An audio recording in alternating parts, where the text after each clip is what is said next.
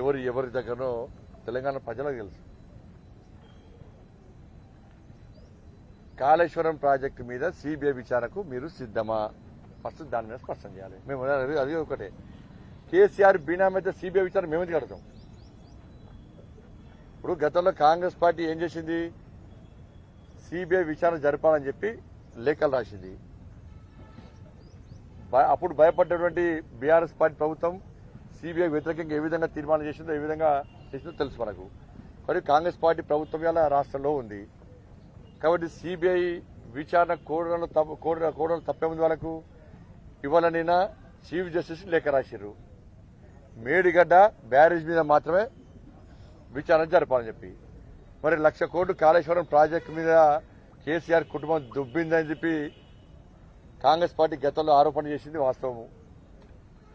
మరి పూర్తి కాళేశ్వరం ప్రాజెక్టు మీద విచారణకు కాంగ్రెస్ పార్టీ ఎందుకు చీఫ్ జస్టిస్ లేఖ రాయలేకపోయింది? ఒక మేడిగడ్డ బ్యారేజ్ మీద ఎందుకు రాస్తున్నది వాళ్ళ?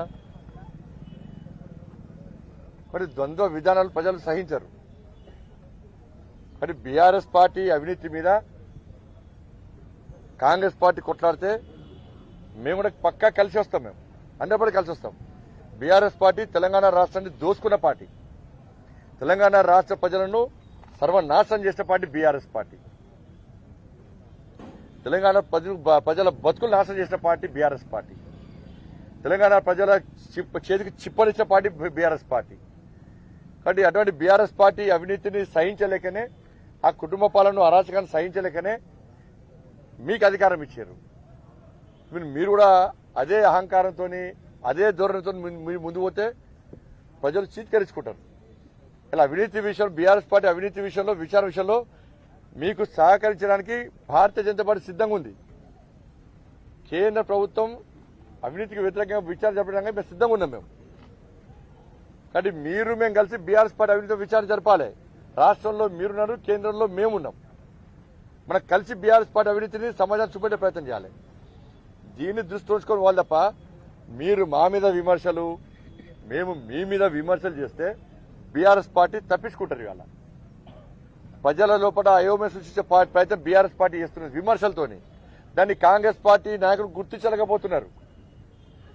మరి బీఆర్ఎస్ పార్టీకి సపోర్ట్ గా మాట్లాడుతున్నారు వీళ్ళు. బీఆర్ఎస్ పార్టీ అవినీతి మీద ప్రజల దృష్టి మళ్లించేందుకు మాట్లాడుతున్నారు, అర్థమైతలేదు. కాంగ్రెస్ పార్టీ ఒక లైన్ లో పనిచేస్తలేదు.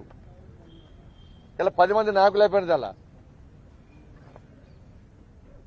కాబట్టి మీ చిత్తశుద్ధిని ప్రజలు అర్థం చేసుకుంటారు. ఇవాళ ఒక లైన్ రండి. కేంద్రంలో బీఆర్ఎస్ పార్టీ అవినీతి మీద మేము విచారణ చేయడానికి కేంద్ర ప్రభుత్వం సిద్ధంగా ఉంది. కాబట్టి మేము కలిస్తే కదా బీఆర్ఎస్ పార్టీ అవినీతి బయటపెట్టేది. ఇవాళ మీ కాంగ్రెస్ పార్టీనే కొంతమంది ఆ విచారణ అంటారు, కొంతమంది ఈ విచారణ అంటారు, కొంతమంది కాళేశ్వరం మీద విచారణ అంటారు, కొంతమంది మేడిగడ్డ మీద విచారణ అంటారు, బ్యారేజ్ మీద విచారణ అంటారు. కానీ ద్వంద్వ విధానాలు పక్కబెట్టి మేము కలిసి బీఆర్ఎస్ పార్టీ అవినీతి మీద విచారణ జరిపి బీఆర్ఎస్ పార్టీ బండారాన్ని బయటపెడితే, ప్రజలకు వాస్తవాలు చెప్పే ప్రయత్నం చేస్తే ప్రజలు హర్షిస్తారు. దాన్ని గుర్తుంచుకోవాలి.